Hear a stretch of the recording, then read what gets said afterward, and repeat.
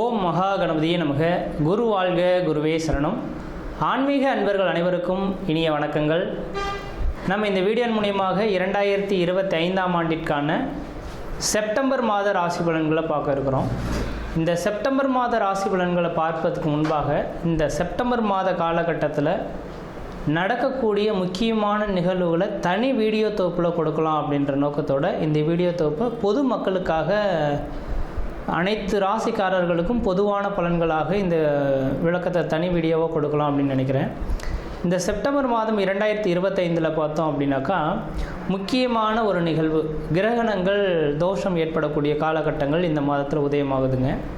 அதாவது கிரகண காலகட்டங்கள் அப்படின்னு பார்த்திங்கன்னா செப்டம்பர் மாதம் 7ஆம் தேதி வந்து பார்த்திங்கனாக்கா சந்திர கிரகணம் நிகழ இருக்குது. அப்போ ராகுவினால் ஏற்படக்கூடிய இந்த சந்திர கிரகணமானது அன்று இரவு 9:56 மிட் நைட்டில் 1:26 இந்த காலகட்ட வரலும் சந்திர கிரகணமானது அன்றைக்கி நிகழ இருக்குது. இது பூரணமான சந்திர கிரகணம் அப்படின்னு பார்த்தோம் அப்படின்னாக்கா முழுமையான சந்திரகிரகணம் பிடிபட்ட காலகட்டங்கள் எப்பொழுது அப்படின்னாக்கா தொடங்கக்கூடிய காலகட்டம் 9:56 தொடங்கி 1:26 மிட் நைட்டில் சந்திர கிரகணமானது முடிய போகுது. அதில் முழுமையான பவர்ஃபுல்லாக அந்த கிரகணம் ஏற்படக்கூடிய காலகட்டம் எப்படின்னு பார்த்திங்கன்னா இரவு 11 12:23 வரலும் முழுமையான சந்திர கிரகணமாக தெரிய போகுது. இது இந்தியாவில் தெரிய போகுது.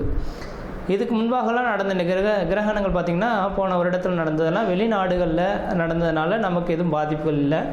ஆனால் இந்த சந்திர கிரகணம் மட்டும் இந்த காலகட்டத்தில் இந்த மாதத்தில் மட்டும் நம்ம இந்தியாவில் தெரியக்கூடிய ஒரு கிரகணமாக இருக்க போகுது.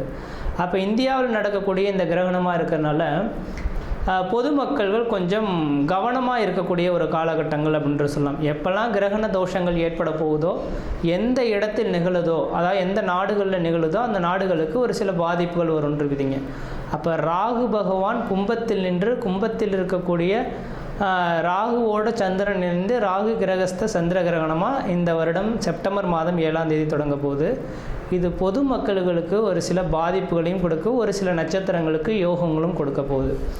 அதில் முக்கியமாக பார்த்திங்கன்னா கர்ப்பிணி பெண்கள், இந்த கர்ப்பிணி பெண்கள் இந்த நேர காலகட்டத்தில் கண்டிப்பாக வீட்டை விட்டு வெளியே வராமல் இருக்கிறது நல்லாயிருக்கும். சந்திர கிரகணம் இரவு நேரத்தில் நடைபெறதுனால பெரிய லெவலில் பாதிப்புகள் இருக்காது மக்களுக்கு. ஏன்னா அந்த நேரத்தில் மக்கள் அனைவருமே வீட்டு உள்ளதாக இருக்கும். முக்கியமாக இந்த நேரத்தில் கர்ப்பிணி பெண்கள் மிக மிக மிக கவனமாக இருக்கக்கூடிய காலகட்டங்கள். இந்த கிரகண தோஷங்களில் கொஞ்சம் வெளியில் வந்து சுற்றி உலாவணும், அந்த கிரகணத்தை பார்க்கணும் அப்படின்ற மாதிரி கர்ப்பிணி பெண்கள் மட்டும் நினைக்கிறாங்க அப்படின்னாக்கா அதோட கதிர்வீச்சு அதிகமாக இருக்கிறதுனால பிறக்கக்கூடிய குழந்தைகளுக்கு ஒரு சில பாதிப்புகளை கொடுக்கலாம். அதனால் அந்த கர்ப்பிணி பெண்களுக்காகவே இந்த வீடியோ கொடுக்கணுன்ற நோக்கத்தோடு நான் இந்த வீடியோவை தொகுப்பை கொடுக்குறேன். அப்போ அந்த கர்ப்பிணி பெண்கள் தெளிவாக சொல்ல விரும்புகிறேங்க, அன்று பகல் அந்த கிரகண தோஷங்கள் ஏற்படுவதற்கு முன்பாக, அதாவது 10 மணிக்கு 9:56 தொடங்க இருக்குது, 10 மணிக்கு தொடங்குறதாவே எடுத்துங்களேன். அப்போ அதிலிருந்து 4 மணி நேர காலகட்டங்கள் முன்பாகவே உணவை எடுத்துக்கொள்கிறதா சிறப்பை தரும். அப்போ அந்த நேரத்தில் மட்டும் கொஞ்சம் முடிஞ்ச அளவுக்கு பார்த்துக்குங்க. தண்ணி வந்து அருந்தலாம். அந்த தண்ணியில் தர்பை புல் போட்டுட்டு நீங்கள் வச்சுக்கிறது நல்லாயிருக்கும். அதாவது சொல்லப்போனால் அன்று சாயந்தரம் சூரியன் அஸ்தமனம் ஆகிறதுக்கு முன்பாகவே அந்த கர்ப்பிணி பெண்கள் மற்ற எல்லாருமே உணவை வந்து அருந்திடுறது சிறப்பாக இருக்கும். அதுக்கு 6 மணிக்கு பிறகு பார்த்தீங்க அப்படின்னாக்கா உணவு சாப்பிடக்கூடாது. அப்போ சாப்பிட்டோம் அப்படின்னாக்கா செரிமான பிரச்சனைகள் ஏற்படலாம். இது சந்திரனால் ஏற்படுறதுனால உணவு சம்மந்தப்பட்ட உணவினால தான் பாதிப்புகள் அதிகமாக வரதுக்கு வாய்ப்புகள் இருக்குது. அதனால் 6 மணிக்கு பிறகு எந்த ஒரு உணவுப் பொருட்களும் நீங்கள் எடுத்துக்கொள்ளக்கூடாது. அடுத்து தண்ணீர் மட்டும் வேணால் தாகம் இருந்தால் அதை தர்பை புல்லை மட்டும் போட்டு வச்சுட்டு அந்த தண்ணியை மட்டும் பயன்படுத்திக்கலாம் அப்போது தேவை இருந்தால் மட்டும். இல்லையேல் அன்றைய நைட்டு முழுவதும் கொஞ்சம் முடிஞ்ச அளவுக்கு எல்லா உணவுப் பொருட்களையும் தவிர்த்து கொள்வது சிறப்பை தருன்ற விதிங்க. வெளியில் வந்து சுற்றி உலாவறதை கொஞ்சம் குறைச்சி கொள்வது சிறப்பை தரும். அனைத்து மக்கள்களுமே தெளிவாக சொல்ல வரேங்க. எல்லாருமே இப்போ வந்து நவீன காலங்கள் வந்துருச்சு இல்லைங்களா. இப்போ சந்திர கிரகணத்தை பார்க்கணும் அப்படின்ற நோக்கத்தோடு மக்கள் பார்த்தோம் அப்படின்னாக்கா அந்த வீடியோ தொகுப்புலாம் கொடுத்துருப்பாங்க, சென்னையெல்லாம் ஏற்பாடு செய்திருப்பாங்க. பார்க்க இருப்பாங்க. அது முடிஞ்ச அளவுக்கு பார்த்தீங்க அப்படின்னாக்கா, நான் குறிப்பிட்ட நட்சத்திரக்காரங்கள் மட்டும் அந்த மாதிரியான தொகுப்புகளுக்கு போகாமல் இருக்கிறது தான் விசேஷத்தை கொடுக்கும். அதாவது கும்ப வீட்டில் நடக்க இருக்குது. இந்த கும்ப வீட்டில் இருக்கக்கூடிய சதயம், பூரட்டாதி, உத்திரட்டாதி, சதயம், பூரட்டாதி, உத்திரட்டாதி இந்த 3 நட்சத்திரக்காரர்களும், புனர்பூசம், விஷாகம், மொத்தம் இந்த 5 நட்சத்திரக்காரர்களும் கம்பல்சரி வெளியில் வராமல் இருந்துக்குங்க. கர்ப்பிணி பெண்கள் எப்படி இருக்கணுமோ அதே போல் சதயம், பூரட்டாதி, உத்திரட்டாதி, புனர்பூசம், விஷாகம் இந்த 5 நட்சத்திரக்காரர்களும் கர்ப்பிணி பெண்களும் அந்த நேர காலகட்டத்தில் வெளியில் வராமல் இருக்கிறது தான் சிறப்பை தரும். அவர்களுக்கு முழுமையான அந்த ஏன்னா அதோட அவங்களோட 1-5-9 அதோட கனெக்டிவிட்டியில் தான் இந்த ராகு கிரகஸ்த சந்திர கிரகணமானது தொடங்க இருக்குது. அதனால் இந்த நபர்களுக்கு மட்டும் பாதிப்புகள் அதிகமாக இருக்கும். இவர்கள் வெளியில் வராமல் இருக்கிறது விசேஷத்தை கொடுக்கும். மற்ற நபர்கள் வெளியில் போகலாம். அதே போல் வயது மூத்தவர்கள் 60 வயதுக்கு மேற்பட்ட நபர்களும் வெளியில் வராமல் இருக்கிறது விசேஷத்தை கொடுக்குன்ற விதிங்க. இது அப்போ அந்த நேர காலகட்டத்தில் அந்த கிரக காரகத்துவம் பெரிய லெவலில் பாதிப்பை தராத மாதிரி உங்களுக்கு தெரியலாம். அந்த கிரகண தோஷங்கள் ஏற்பட்டு அடுத்த 40 நாட்களுக்கு பிறகு தான் அதோட பாதிப்புகள் கொஞ்சம் அதிகரிக்கிறத பார்க்க முடியும். இப்போ உடல் ரீதியான தொந்தரவுகளை ஏற்படுத்தலாம். உணவு குழாய் சம்மந்தப்பட்ட பிரச்சனைகள் இந்த நபர்களுக்கு வரலாம். அதனால் கொஞ்சம் கவனமாக இருங்க. இந்த நட்சத்திர நான் சொன்ன இந்த 5 நட்சத்திரக்காரர்களும் மறுநாள் பார்த்தீங்க அப்படின்னாக்கா காலையில் எழுந்து பச்சை தண்ணியில் குளிச்சுட்டு விநாயகர் கோயிலுக்கு போயிட்டு அர்ச்சனை பண்ணிட்டு வர்றது விசேஷத்தை கொடுக்குங்க. ஏன்னா ராகு கேதுவின் கண்ட்ரோலை பண்ணக்கூடிய சக்தி விநாயகர் பெருமானுக்கு மட்டுமே உண்டு. அப்போ மறுநாள் செப்டம்பர் 7ஆம் தேதி நைட்டு இந்த கிரகணம் தொடங்க இருக்குது. செப்டம்பர் 8ஆம் தேதி அன்று பார்த்தீங்க அப்படின்னாக்கா விநாயகர் கோயிலுக்கு போயிட்டு குளிச்சுட்டு நல்லெண்ணெய் தீபம் போட்டு வழிபாடு செய்துட்டு வந்தீங்க. இந்த 5 நட்சத்திரக்காரர்கள் வழிபாடு செய்துட்டு வந்தால் இதனால் தோஷங்களை கண்ட்ரோல் பண்ணக்கூடிய சக்தி விநாயகருக்கு உண்டு. ஏன்னா ராகு கேதுவின் 2 கிரகத்தையுமே அடக்கக்கூடிய சக்தி இந்த விநாயகருக்கு இருக்கிறனால அவரோட சொல்லுக்கு கட்டுப்படுறதுனால இந்த 5 நட்சத்திரக்காரர்களும் வழிபாடு செய்து கொள்வது மிகப்பெரிய விசேஷத்தை கொடுக்குன்ற விதிங்க. அதே வேளையில் மற்ற ராசிக்காரர்கள் பெரிய லெவலில் பாதிப்புகளை எதுவும் தடாதுன்ற விதிங்க. அது இந்த கிரகணம் தொடங்கிடுச்சு அப்படின்னாவே அடுத்த அந்த இப்போ ஒவ்வொரு கிரகணமும் பார்த்திங்கனாக்கா லாஸ்ட் இயர்லாம் 2-3 கிரகணங்கள் தொடங்கினது. ஆனால் இந்தியாவில் தெரியலை, அதனால் நமக்கு பாதிப்பு இல்லை. அப்போ எந்த நாடுகளில் கிரகணம் ஏற்படுதோ அந்த நாடுகள் கிரகணம் தொடங்கி அடுத்த கிரகண தோஷங்கள் உண்டாகக்கூடிய காலகட்டம் வரலும் ஒரு சில பாதிப்புகளை கொடுக்கும்.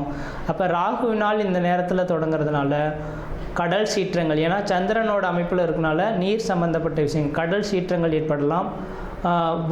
அதாவது கடல் அலைகள், பூகம்பங்கள் ஏற்படக்கூடிய விஷயங்கள்.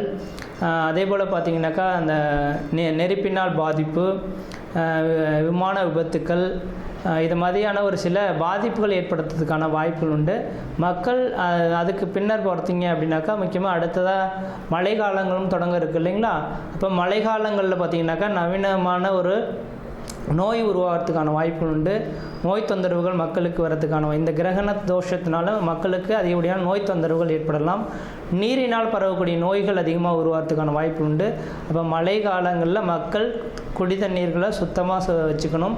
மழை அதாவது வெள்ளப்பெருக்கு அதிகமாக ஏற்படக்கூடிய இருக்கக்கூடிய இடங்களாக இருந்தால் தன்னோட வீட்டை கொஞ்சம் கவனமாக வச்சுக்கிறது, தண்ணி புகாத அளவில் இந்த வடிகால் வசதிகள்லாம் ஏற்படுத்தி கொள்வது விஷயத்தை கொடுக்கும். நான் இது சொல்லும் போது தேவையில்லாத விஷயம் இதெல்லாம் எதுக்கு அப்படின்னு நினைப்பீங்க. இதை அனுபவிக்கும் போது தான் அதோட பாதிப்புகள் தெரியும். அதனால் இந்த கிரகண தோஷங்கள் இருக்கிறதுனால பாதிப்புகள் இருக்கின்ற நம்பிக்கை வரக்கூடிய நபர்களாக இருந்தால் மட்டும் தயவுசெய்து சொல்ல வரேங்க. அடுத்து கரெக்டாக இப்போ செப்டம்பர் 7ஆம் தேதி இந்த கிரகண தோஷம் ஏற்படுது. அதுலேருந்து 40 நாட்கள் அப்படின்னாவே அடுத்து கரெக்டாக மழை காலங்கள் தொடங்கக்கூடிய காலகட்டமாக இருக்கும். கண்டிப்பாக இந்த வருடத்தில் முக்கியமாக நவம்பர் டிசம்பர் காலகட்டத்தில் அதிகப்படியான மழைப்பொழிவுகளும் சீற்றங்களும் அதிகரிக்கிறதுக்கான வாய்ப்புகள் இருக்குது. மக்கள் கவனமாக இருக்குங்க. அதுக்காக தான் இந்த வீடியோ தொகுப்பு கொடுத்துருக்கேன். மற்ற விதத்தில் எந்த தோஷங்கள் பாதிப்பு கிடையாது. தெளிவாக சொல்லக்கூடிய கருத்துக்கள் கர்ப்பிணி பெண்களும் சதயம், பூரட்டாதி, உத்திரட்டாதி, புனர்பூசம், விசாகம் இந்த 5 நட்சத்திரக்காரர்களும் கிரகண தோஷத்தன்று கொஞ்சம் வீட்டை விட்டு வெளியே வராமல் இருங்க. இரவு பார்த்திங்கன்னா 9:56 தொடங்கி நள்ளிரவு 1:26 முடிய இருக்குது. அது முழுமையான சந்திரகிரகணம் அடையக்கூடிய காலகட்டம் 11 மணியிலிருந்து 12:23 வரலும் இருக்குது. இந்த நேர காலங்களில் வெளியில் வராமல் இருங்க. உணவுப் பொருட்கள் எந்த ஒரு உணவுப் பொருட்களும் எடுத்துக்கொள்ள வேண்டாம். மறுநாள் காலையில் குளிச்சுட்டு விநாயகர் கோயிலில் போய்ட்டு விளக்கு போட்டிருந்தாவே இந்த தோஷங்கள் ஓரளவுக்கு கட்டுக்குள் வரும்ன்ற விதிங்க. மற்ற விதத்தில் யாருக்கும் எல்லோரும் தோஷம் கிடையாது. பார்த்தோம் அப்படின்னாக்கா கன்னி ராசி அன்பர்களுக்கான வீடியோ. இந்த கன்னி ராசியின் குணாதிசயம் என்னன்னாக்கா, தனக்கு இருக்கோ இல்லையோ தன்னை சார்ந்த உறவுகள் வாழணும், தன்னை சார்ந்த உறவுகள் இன்பமாக இருக்கணும் அப்படின்ற எண்ணத்தோடு மட்டும் வாழக்கூடிய நபர்கள். முக்கியமாக இந்த கன்னிராசி அன்பர்கள் தன்னோட வாழ்க்கை துணைக்காக தன்னோட வாழ்க்கையை அர்ப்பணிக்கக்கூடிய ஒரு ராசினாக்கா இந்த கன்னிராசி அன்பர்களாக இருப்பாங்க. எல்லாரும் சொல்லுவாங்க, நீ என்னப்பா கன்னிராசி அன்பர்கள், உன்னை சார்ந்த உறவுகள் எல்லாமே நலமாக இருப்பாங்க அப்படின்ற மாதிரி நினைப்பாங்க. கண்டிப்பாக கிடையாது. இந்த கன்னிராசி அன்பர்கள் தியாக மனப்பான்மை கொண்ட நபர்களாக இருப்பாங்க. தனக்காக வாழாமல் பிறருக்காக வாழக்கூடிய நபர்கள். தன் மனைவின் மட்டும் சொல்ல விரும்பல, தன் தாய், தன் தந்தை, தன் உடன்பிறப்புகள், தன்னை சார்ந்த உறவுகள், தன் கணவன் மனைவி உறவுகள், இது மேலே ரொம்ப அக்கறை எடுத்துக்கொள்வாங்க. அப்போ இப்படிப்பட்ட இந்த கன்னிராசி அன்பர்களுக்கு இந்த மாத கிரக நிலையை ஆராயும் போது உங்களுடைய ராசிநாதன் சொல்லக்கூடிய கிரகமானது ராசிக்கு 12ஆம் இடத்துல உட்கார்ந்துருக்கார். அப்போ செப்டம்பர் மாதம் 15ஆம் தேதி வரலும் விரயஸ்தானத்தில் தான் உட்கார்ந்துருக்கார். அதுவும் கேதுவுடன் சம்மந்தப்படுறது. கொஞ்சம் அந்தளவுக்கு வளர்ச்சிகள் இல்லை அப்படின்றது சொல்லலான்ற விதிங்க. ஆனால் செப்டம்பர் மாதம் 15ஆம் தேதிக்கு பிறகு பார்த்தீங்கன்னாக்கா இந்த கன்னி ராசியில் உங்கள் ராசிநாதன் சொல்லக்கூடிய கிரகமானது ராசியிலேயே ஆட்சி பலமும் உச்ச பலமும் பெறக்கூடிய ஒரு காலகட்டம் உதயமாகுதுங்க. அப்போ தெளிவாக சொல்ல போனால் இந்த மாத பலன்களை 2ஆக பிரிச்சுக்கிட்டு உங்களுக்கு பலன் சொல்லணும்.